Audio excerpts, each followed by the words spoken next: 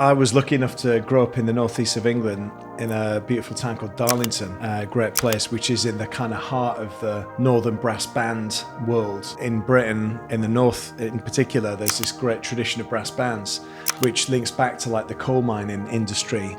Britain used to produce its own coal. The workers were really organised. You know, we're used to like workers when they organise now, it's very defensive. They're about to cut pensions, okay, we go on strike. They're about to fire and rehire on bad contracts, okay, people will like organise and resist. These workers were so organised that they were actually trying to think about how to improve their conditions. You know, okay, we're doing all right, but can things get better, you know? And one of the things they were really interested in was like leisure time. How do they want their leisure time to be spent? They don't just live to work, they work to live. What does that life outside of work look like? So they started thinking, you know, maybe we want to learn how to pen. Maybe we want to learn how to appreciate and write our own poetry. Maybe we want to learn music. And for various reasons, it was the kind of brass band thing really took off. If you think about it, these are people who were doing quite hard manual labor, literally picking up lumps of coal all day. So the kind of precision required to play a violin or a guitar or something like that is maybe a bit challenging, whereas like a big chunky brass instrument with 3 clunky valves is maybe a bit more suitable.